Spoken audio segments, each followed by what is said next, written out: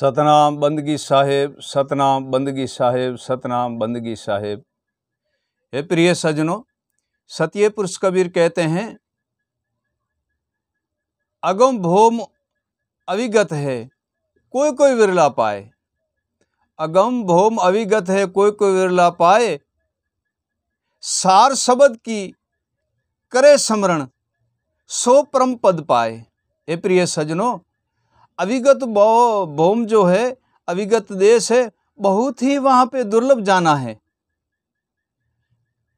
और उनको चीनना तो महाकंठन है। और पूर्ण सदगुरु के चरण जाए और उनकी सेवा और बंदगी करने से ही प्राप्त होता है, ता तक ये प्राप्त होने वाला है नहीं। ए प्रिय सज्जनों, इसी संसार के अंदर जितने भी मानव है और जितने भी संसार के स्मरण करने और गुरु धारणा करते हैं, तो प्रथम नंबर उनको सदगुरुदेव के स्मरण में लीन होना चाहिए। प्रथम नंबर सदगुरुदेव के स्मरण में लीन होना चाहिए और उनकी शब्द और शयन और स्मरण, उनका ध्यान धर कर उनका स्मरण करे और उसके नाम में लीन हो।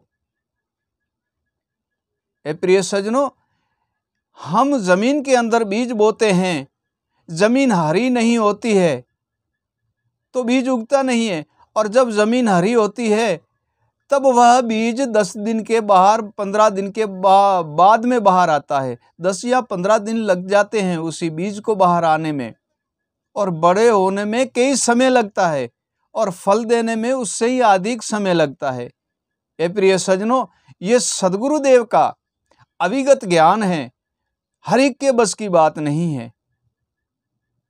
कोई ऐसी खाने की तो चीज नहीं है कि लिया और खा लिया। ए प्रिय सज्जनों, ये महाकंठन वस्तु है, महाकंठन है, और पूर्ण गुरु के चरण गए बिना ये वस्तु प्राप्त होती नहीं है। जब तक हम पूर्ण गुरु की प्राप्ति नहीं करते, हम गुरु तो करते हैं, लेकिन गुरु भी ज्ञानी होना चाहिए, तथा गुरु ज्ञानी होना चाहिए, विवेकी होना चाहिए, अनुभवी होना चाहिए, और सर्वे वस्तु को स्वयं जाननहार होना चाहिए, आप में ही आप परिपूर्ण होना चाहिए। ऐसे गुरुदेव से हमें सब वस्तु की प्राप्ति होती है। ए प्रिय सज्जनों, सत्य पुरुष कबीर कहते हैं, निर्बंधन गुरु कीजिए, निर्बंधन गुरु कीजिए, वो बंधन में ना आए, ताका स्मरण कीजिए और निर्भय पद को पाए।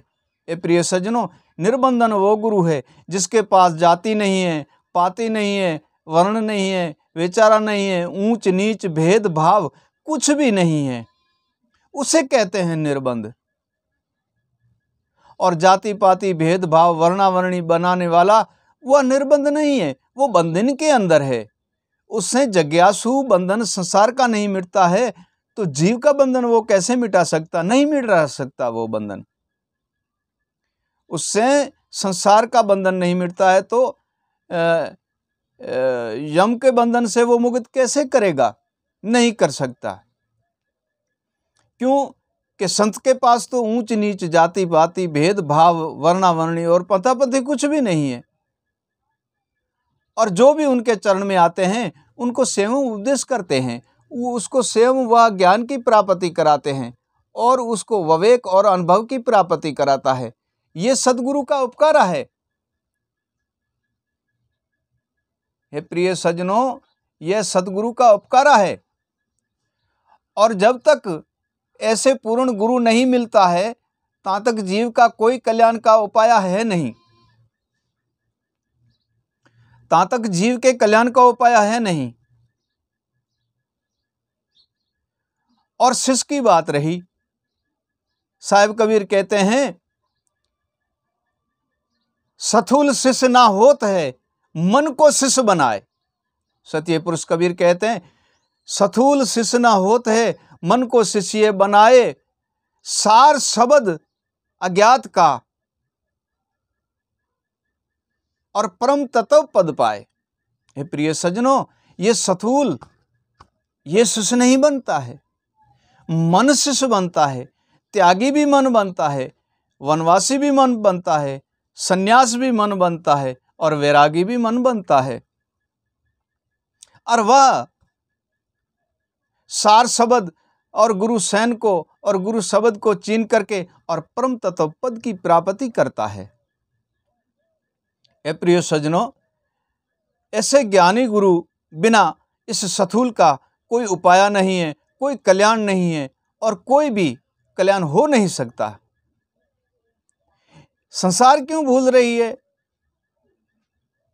कि 2 बातें सीख ली और 2 भजन सीख लिया और हमने सब कुछ कर लिया। प्रिय सज्जनों, ऐसा करने से कुछ भी प्राप्त नहीं होता।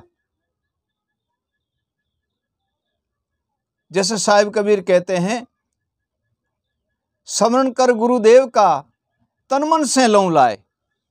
साहिब कहते हैं, स्मरण कर गुरुदेव का तन मन से लिव लाए, निज चेतन में लीन कहे कबीर समझाए। जब हम सार शब्द के स्मरण करेंगे और सदगुरुदेव के स्मरण करेंगे, तब निज चेतन में लीन करेंगे सदगुरुदेव और निज चेतन बना देंगे।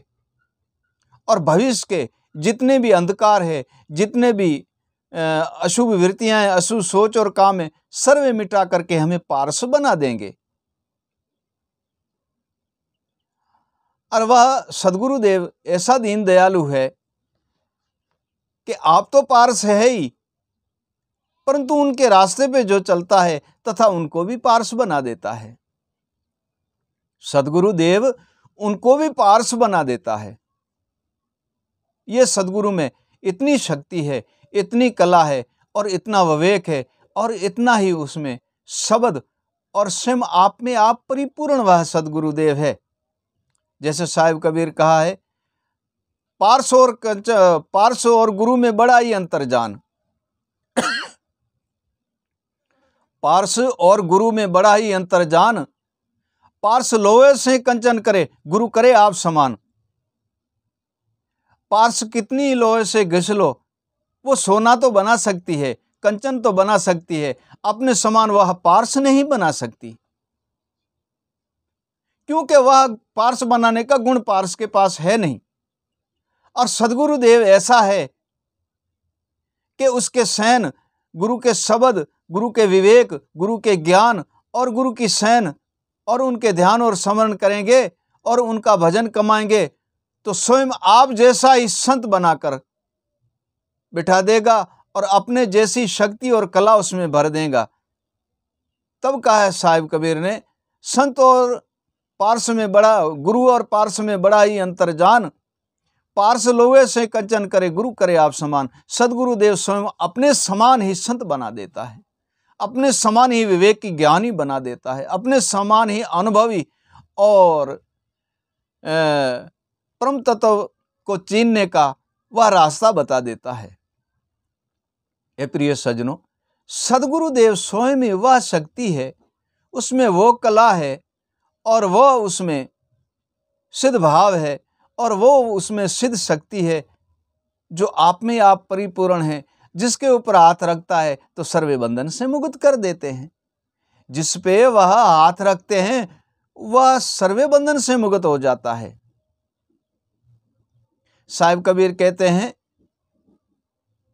सदगुरु हाथ धरे सिर पर और मिट गया कर्म विकारा। देखो साहिब ने कैसी बात कही है, सदगुरु हाथ धरे सिर ऊपर मिट गया कर्म विकारा, सार शब्द गहो सदगुरु का तब उतरो भव पारा।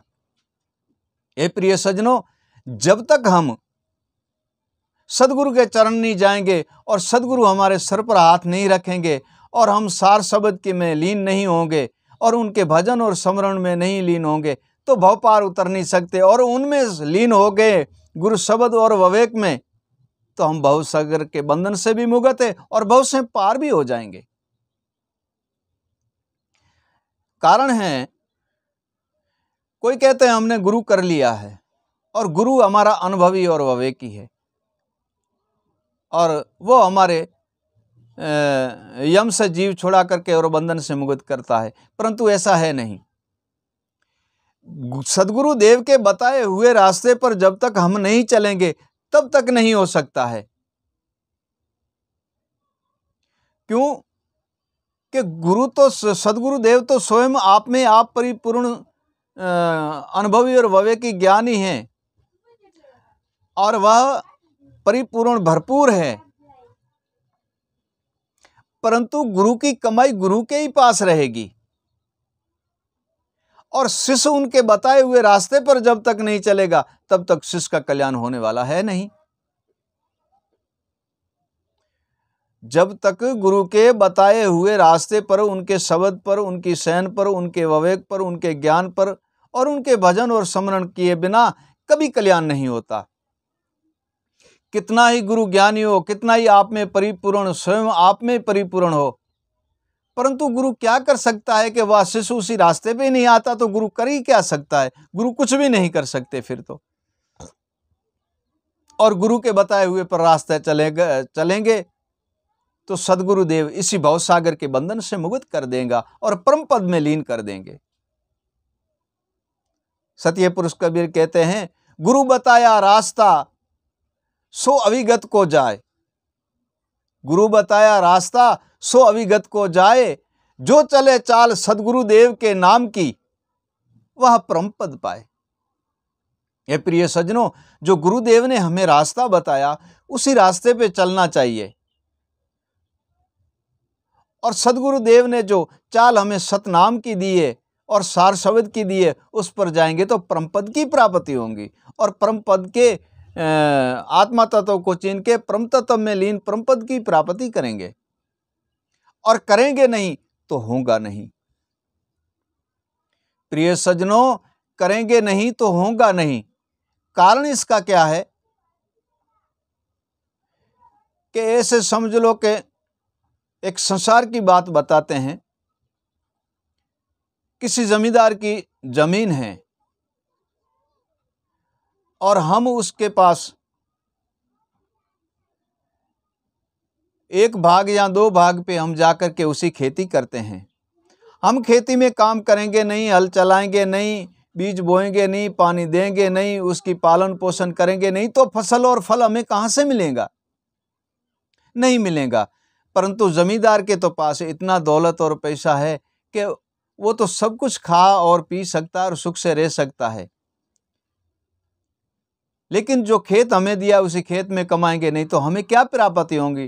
ठीक है, ऐसे सदगुरुदेव आप में आप ही परिपूर्ण हैं, अनुभवी है, ज्ञानी है, विवेकी है और स्वयं आप में आप परिपूर्ण हैं, परंतु जो रास्ता सदगुरुदेव बताता है उसी रास्ते पे हम नहीं चलेंगे, उसी वचन पे नहीं चलेंगे, उसी ज्ञान पे नहीं चलेंगे, उसकी विवेक पे नहीं चलेंगे और उसके शयन और शब्द पे नहीं चलेंगे तो प्रिय सज्जनों, हम बंधन से मुक्त नहीं हो सकते हैं, कभी भवसागर के बंधन से मुक्त नहीं हो सकते हैं।